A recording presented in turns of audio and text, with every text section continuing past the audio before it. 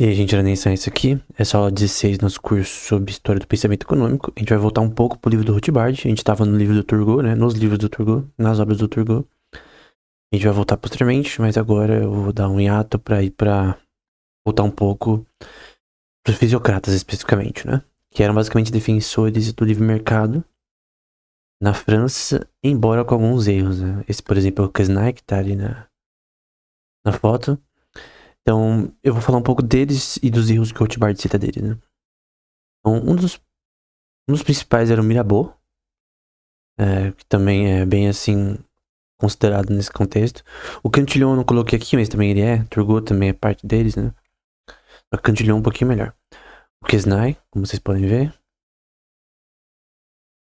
Esse, por exemplo, não é o livro que tá ali, né? Na mão dele, mas esse é do Merci de la Rivière, que é o L'ordre naturel essentiel des sociétés politiques, que no caso é um tratado sobre, assim, eles falavam muito sobre direito natural. E até a visão de direito natural deles tinha uma implicação no livre mercado, né? Então você tem que deixar o laissez-faire, laissez-passer.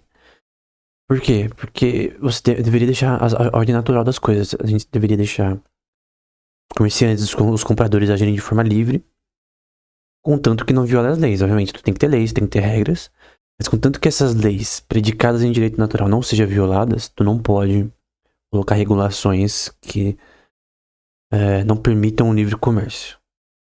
Ah, mas alguém pode com fraude, alguém pode com estelionato. As leis resolvem isso. Leis consistentes, uma legislação consistente.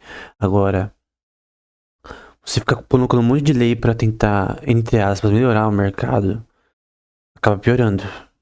Porque somente os legisladores nem têm tanto conhecimento do tema. Normalmente, os empresários sabem muito mais. Não que os empresários tenham que regular o mercado, mas contanto que eles não violem as leis, tu não pode colocar regras que inibem sua liberdade comercial, que é predicada na própria Constituição, até na brasileira. Quando a gente vê vida, liberdade, o direito à vida, liberdade e propriedade, essa liberdade também implica liberdade comercial.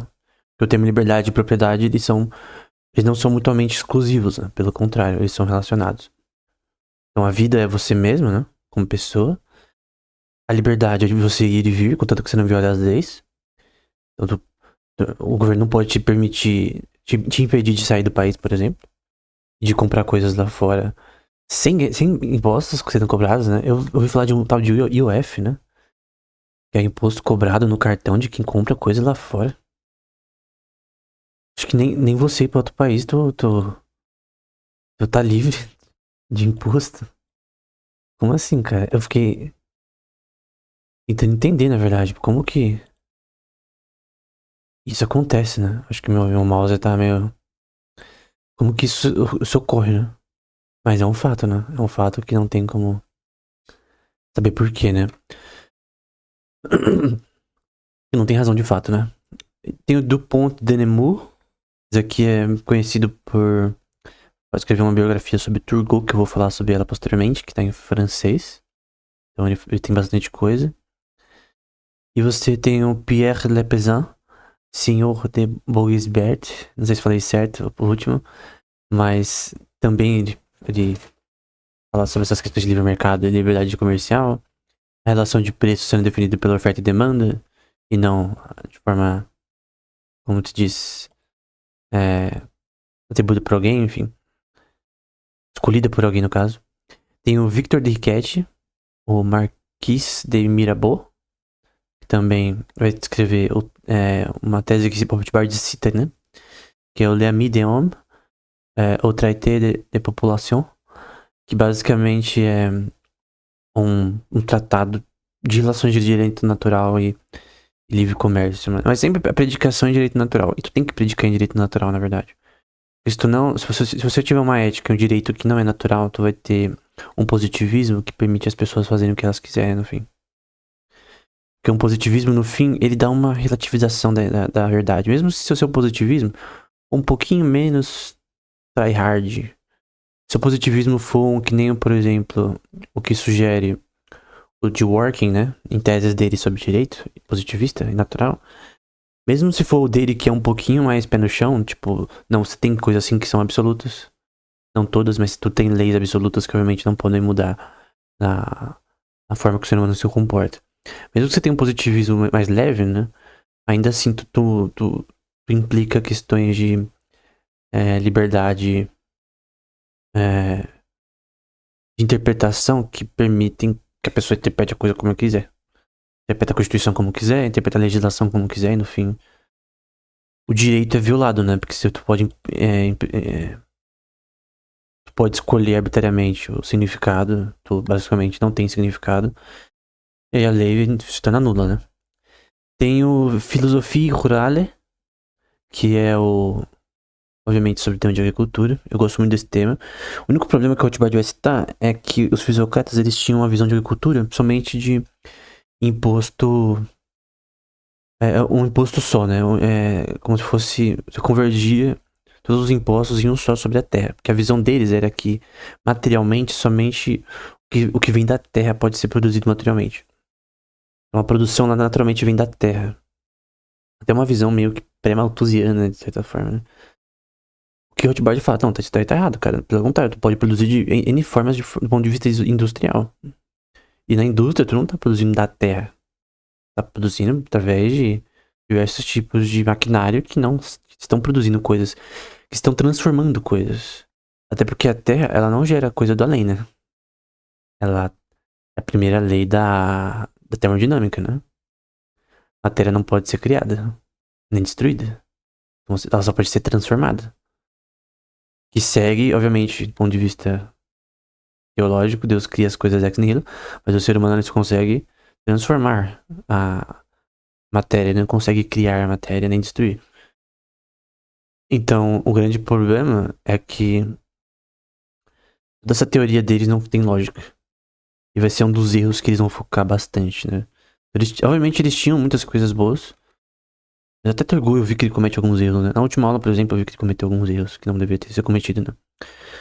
Bom, o texto em si, né? Aqui eu coloquei. Eu vou arrumar. Porque eu coloquei como Turgot, mas eu vou arrumar como. Eu tô citando, na verdade, o livro do Rothbard. Então eu já arrumei o problema, agora tá com a citação correta. Tava com a citação do Turgot, agora tá com o do Rothbard.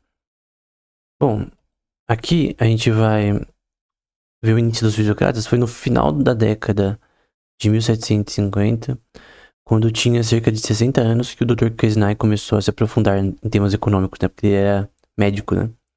A fundação do movimento fisiocrático talvez tenha sido datada precisamente em julho de 1757. Então, teve uma data específica, né? Que esse movimento começou a acontecer, né? Essa obra encantou muitos franceses por sua extravagância e ausência de sistema, bem como pelo curioso uso do estilo arcaico do século XVII. Enquanto escrevia Les Amis des Hommes, Mirabeau era quase um discípulo do posterior Cantillon, glossando e publicando o essay, mas o contato, né? Então, tu tem uma relação assim, o Cantillon é melhor do que os fisiocratas em certos aspectos. O Rothbard até chama ele de pré-austríaco. Eu concordo, o Cantillon pra mim é o maior economista da história, na minha opinião. Eu uso esse critério não pela quantidade de coisas que ele escreveu, mas pela importância das coisas que ele escreveu em relação a seu primeiro fazer uma mudança na economia de uma forma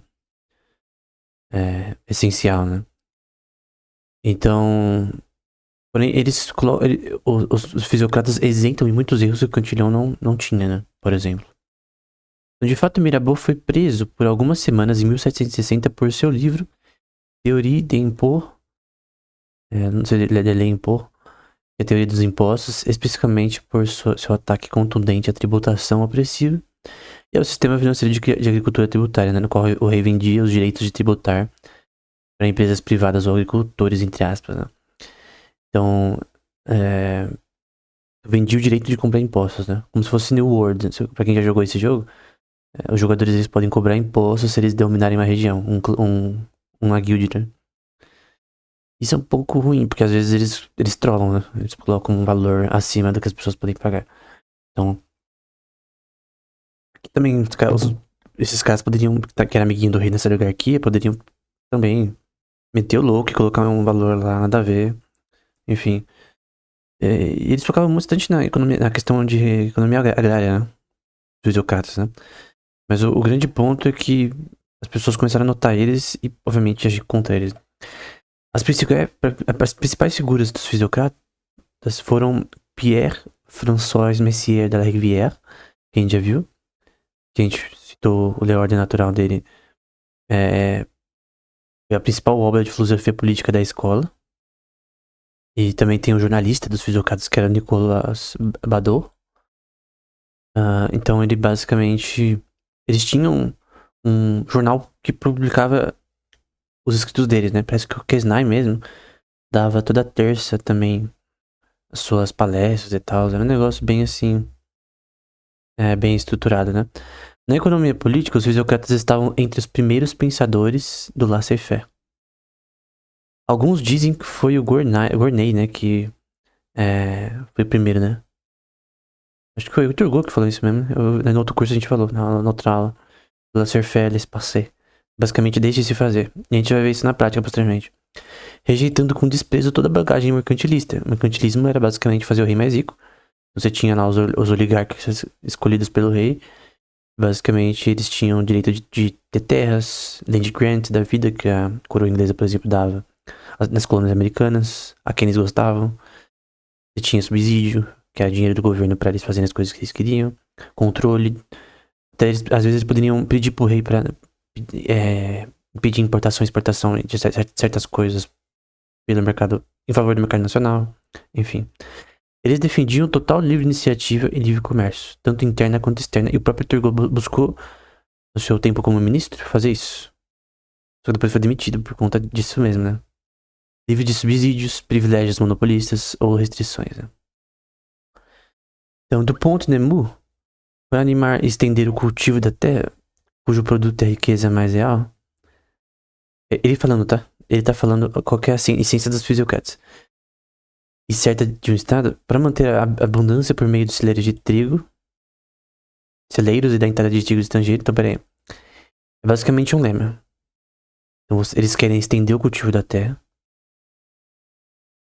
que para eles era o foco de formação de capital maior, mas não necessariamente. Porque naquela época era um tempo muito de agricultura, né? Mas enfim. Para manter a abundância por meio de celeiros, da importação de trigo estrangeiro. Porque eles eram a favor da importação, só que não da exportação. E esse é um paradoxo. Eles diziam que exportação gera, principalmente dessa questão de agricultura, gera aumento de preço. Eu não concordo. Eu acho que tem que ter liberdade de importação e exportação. Para evitar que o trigo caia a um preço que desencorajaria o produtor, até por impostos, para remover o monopólio, excluindo a licença, né? Você só pode fazer tal coisa, plantar tal coisa com licença, né? Quando na verdade você já tem um conhecimento. É estranho, como que você precisa de uma licença para algo que você já sabe? Você pode provar que você já sabe, mas precisa tirar a licença, pagar a licença. Isso não tem lógica. E acontece hoje em dia também. Então, essa é a essência dos fisiocratas, né? E a atividade privada em favor da concorrência livre e plena, mantendo entre os diferentes países aquela comunicação de troca por necessidade que é tão compatível, e aí é o ponto deles, pela divina providência, né? Então eles estão dizendo que Deus deu liberdade aos homens. Você pode até usar Gálatas 5 para isso, que obviamente a gente não pode usar essa liberdade para ferir o nosso próximo, para ferir a lei de Deus. As duas leis essenciais dependem de todos os profetas, né? Amar a Deus de toda a sua força, espírito e alma, né? Todas as suas forças, e o próximo é similar a esse, que é amar o seu próximo como a si mesmo. E Gálatas 5 demanda isso, né? Tu tem liberdade total perante Deus, contanto que você não viole o que Deus descreve na sua palavra, né? E na sua óbvia a óbvia colocação da razão humana do que é do certo e errado, né? Que tá em Romanos 2. Então tu tem uma... Até as pessoas não crentes, elas sabem mais ou menos o que é certo e errado, de forma bem clara, a ponto que pode criar leis justas e corretas, com base apenas na razão. Mas no fim, essa razão tem predicação divina, né? Mas o grande ponto é o direito natural. E eles eram cristãos, né? De certa forma. É compreensível que se concentrassem na eliminação de uma restrição de longa data, mas pareciam demonstrar pouco zelo pela liberdade de importação de cereais ou pela liberdade de exportação de produtos manufaturados, né? É uma contradição, né, na minha opinião, né? Então eles colocavam restrições de importação de algumas coisas e exportação de algumas coisas. Exportar é você vender pros outros, e importar é você comprar dos outros, né? Então eu vou comprar chip de computador de Taiwan. Então, eu tô importando. Aí eu vou vender pro Japão comida. Frango, sei lá. Tô exportando pro Japão. Porque não é bom em produzir isso. Então o país sempre. Sabe por que isso não funciona? Por causa de relações de. Não é nem de livre competição e de liberdade econômica, mas é de. David Ricardo até falou essa questão de vantagem comparativa. Tem países que eles vão produzir de uma forma muito melhor do que você, do que o seu. Então muitos países ao redor da França produziam diversos tipos de commodities melhor que a França, com menos custo. E mesmo eles exportando para a França, e a França de fato importando, tu basicamente tá pegando coisas de um preço menor.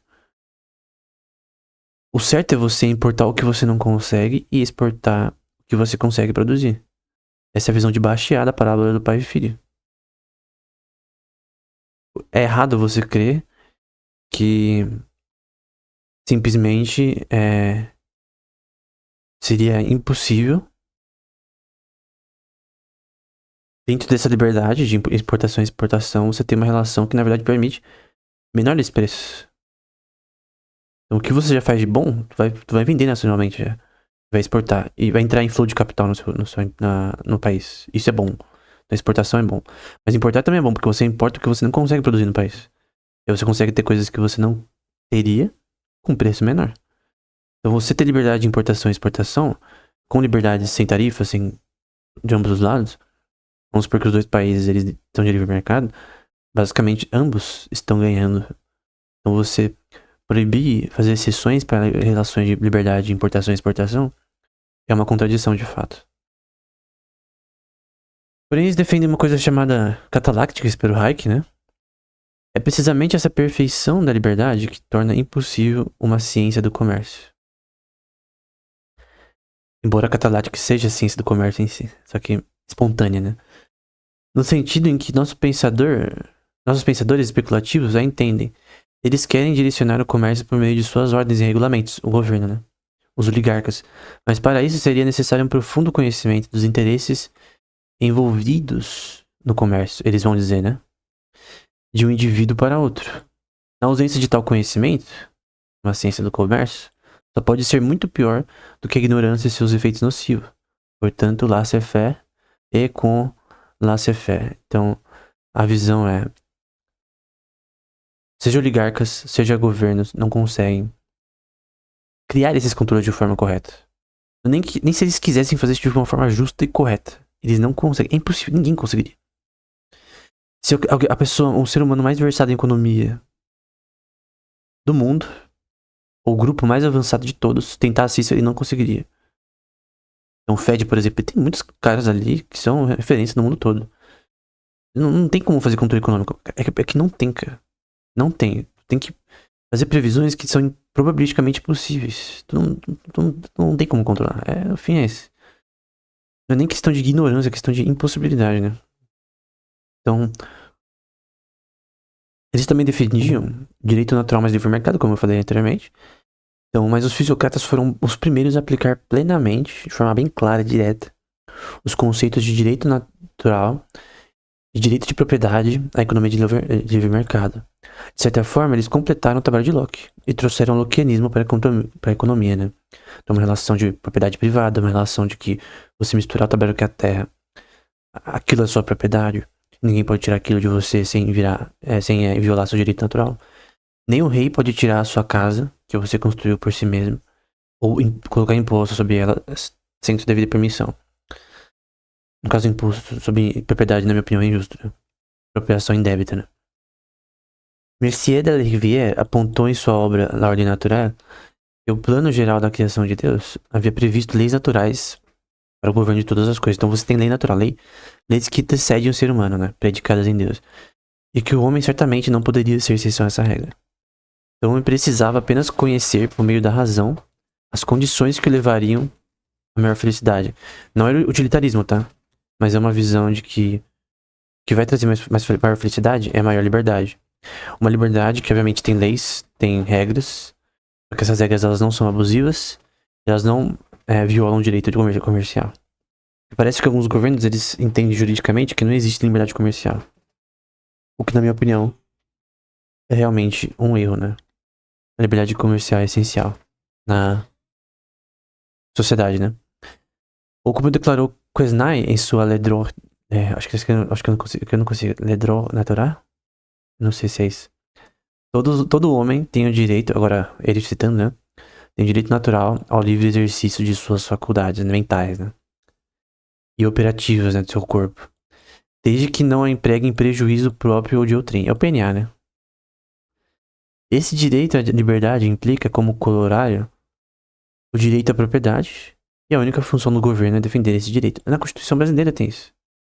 Mas outras partes da Constituição agem contra isso, como o termo função social da Constituição. Então, é algo óbvio, cara. Mesmo uma pessoa não sendo cristã, ela tem que defender direito natural na prática, no fim. Porque é óbvio, cara, é algo que está na forma que o ser humano se comporta. Então, roubar sempre vai ser errado. Fraudes sempre vão ser erradas. Se enganar o seu próximo sempre vai ser errado. Então, essa é uma questão que é importante, né? E a exceção não tira a regra, tá?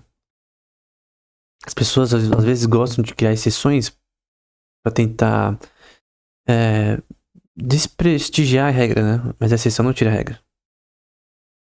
Então, enfim. Aí tem acho que parece uma pessoa importante da elite francesa, né? Falando com o Quesnay, né? Aí vai falar, ok, então, perguntou o Delfim, você faria se fosse rei? Aí o Quesnay respondeu, nada. Aí vai falar, como assim nada? Porque o cara falou, ok, você quer liberdade comercial e tal, tu quer direito natural, mas o que você faria se você fosse rei? Ok, ser rei é muito difícil, ok? O cara tá falando aqui. É difícil. O que você faria então?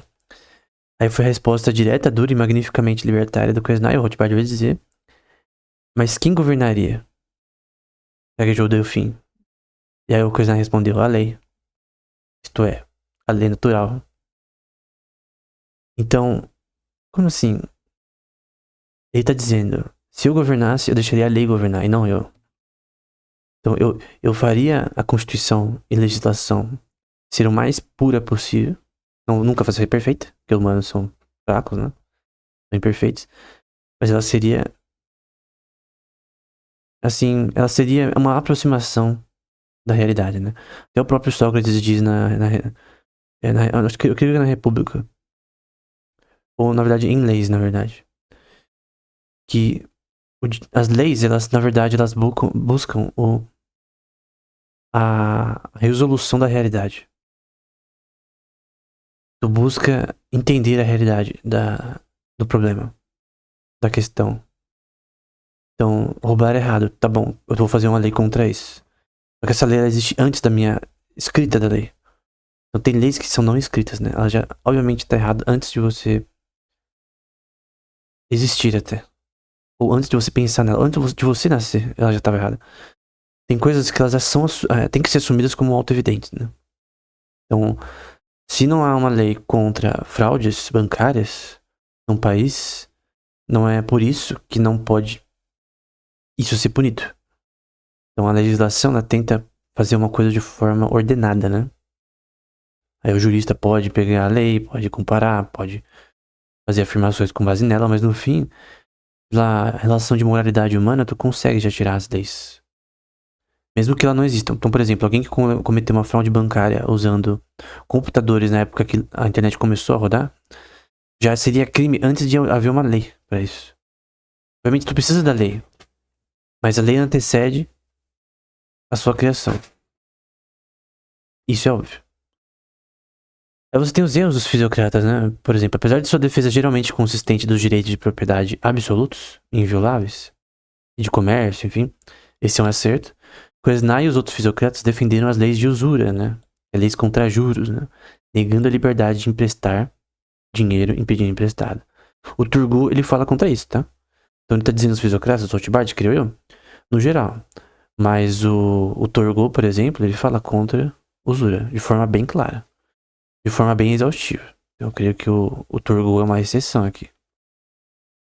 Tanto que o Rothbard trata o Turgot posteriormente de forma isolada. É verdade que parte da tensão fisiocrática aqui se concentrou na dívida pública, e certamente é verdade que a dívida pública aumenta as taxas de juros e desvia capital de setores. Então, obviamente, o governo gastar mais é um problema. Ele ter dívidas e querer cobrar mais impostos para pagar essas dívidas que aumentam ad infinito é um problema. Porém, ele vai dizer que a abordagem dos fisiocratas contra a usura, né? Contra emprestar com juros, os juros é basicamente o preço do capital, vai ser errado, né? Então eles estão resolvendo o problema de forma errada.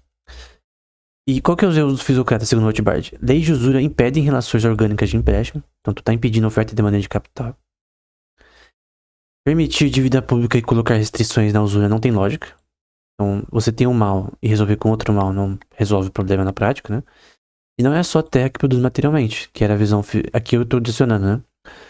Que era a visão dos fisiocratas que somente a terra, de fato, produz algo. E não a indústria, o que é um erro. Por isso só a terra poderia ser taxada, né? Poderia convergir tudo pra terra. O Rothbard também vai criticar o Tableau Économique do Quesnay. Então, o Tableau, publicado pela primeira vez em 1758, era um gráfico incompreensível, e de fato é, repleto de jargões que pretendiam retratar os fluxos de gastos numa economia, né? Uma classe econômica para outra. Geralmente descartado como enfadonho e irrelevante em sua própria época, o que muitos não sabem, né? Mas Rothbard foi buscar, né? E achou muitos autores que falavam contra já na época. Foi redescoberto por economistas do século XX, como o próprio Keynes, que ficaram fascinados pela sua incompreensibilidade, né? Aí é bom, né? Quanto mais incompreensível são questões num tema, melhor, né? Porque aí é não falsificável. Tipo, ninguém prova que você tá certo ou errado. Então, tu é basicamente um acadêmico que publica algo que não é falsificável e tu tá certo. Porque sim, né? Tu muda a sua lógica com base nos seus argumentos e aí vira certo. Porque sim. Eu acho isso muito errado, cara. Eu acho muito errado você poder ter uma teoria não falsificável, como muitas na filosofia, e você mesmo assim age como se isso fosse acadêmico. Tipo, é muito esquisito, cara. É realmente esquisito. Realmente esquisito, na minha opinião. Basicamente, é um imbecil, só que você não. Você demonstra isso de forma tão, entre aspas, incompreensível, tão não falsificável, que parece que você tá falando algo inteligente, né? Então, a estratégia dos fisiocratas provou ser um fracasso. A queda deles, né?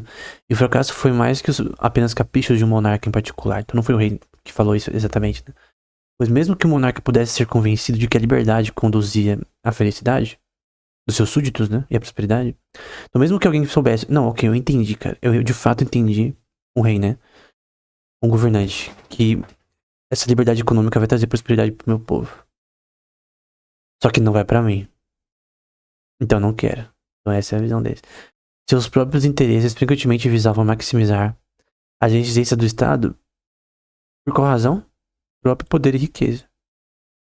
Então, tu acha que o Palpatine da vida ele não sabe que de fato liberdade econômica cria mais prosperidade? É claro que cria. Mas pro tirano, pro rei absolutista, isso não é conveniente. Que tira o seu poder. E até a sua necessidade de existência, né? Tanto que, na verdade, o direito natural ao livre mercado, ele destrói a monarquia. Ele faz a monarquia ser não necessária. E a aristocracia também. A estratégia dos fisiocratas provou ser um fracasso. E o fracasso foi mais do que esse capítulo do monarca, a gente já viu isso daqui. E qual que é a noção que a gente tem que entender? Muitas escolas, elas podem ter problemas. A própria escola de Salamanca tem problemas. Os fisiocratas tinham problemas. Muitos autores têm problemas, seja por falta de avanços ou por coisas que eles nem sabiam, mas que foram descobertas posteriormente. Então, por isso que toda a área da ciência, ela envolve em etapas, né? Em saltos. Então, o salto fisiocrata foi importante. E obviamente Adam Smith, por mais que ele defende liberdade econômica, toda a mão invisível da Adam Smith também, eu creio que os fisiocratas eles têm o seu valor tanto quanto o Adam Smith. As pessoas às vezes colocam muita bola no Adam Smith, mas eu li Adam Smith e eu acho ele muito bom, mas ele também comete erros.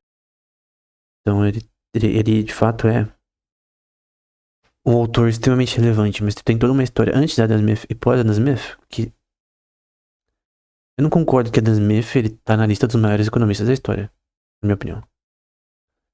Ele está no top 30, talvez. Mas no meu top 20 ele não tá. Porque, às vezes, mesmo fazendo uma teoria, você às vezes comete muitos erros, né? Eu creio que a gente tem que ver quais são os avanços da pessoa que foram primordiais e que não foram feitos anteriormente. E quais avanços que foram originais, né? Por isso que Cantillon, pra mim, é o maior economista. Porque eu creio que os avanços dele foram originais e ele comete poucos erros, né? Então, pra mim, essa é a minha visão de um bom economista, né? Alguém que... Ele não precisa avançar tudo, né? Porque, claro, a gente nunca vai avançar tudo em economia. Sempre vai ter coisa pra descobrir. Eu creio que a gente tá no berço ainda do estudo de economia. Eu creio que toda a soma do conhecimento humano de economia é muito fraco ainda. Pode discordar comigo, mas até 200 anos atrás não tinha a escola austríaca, não tinha avanços que a gente vê hoje em dia. Complexos econômicos e outros avanços. Economias narrativas, coisas do tipo. Economia comportamental não existia. Neuroeconomia não existia. Então tem vários avanços que, cara, há 200 anos não existia. Até muito tempo atrás não existia o conceito de utilidade marginal, que é extremamente importante. E não, é errado, na minha opinião, você crer que os avanços agora são máximos, né? Não, agora a gente tá no ápice, né? Não, eu creio que a gente tá no berço ainda. Então, por isso é muito a ser descoberto e muito a ser avançado em teorias econômicas. Eu creio que a gente tem que estudar a história e o passado para ver o que já foi resolvido e filtrar o que é bom e o que é ruim a gente descarta, né? Então a gente tem que filtrar o que é bom dos fisiocratas e o que é ruim a gente tem que descartar.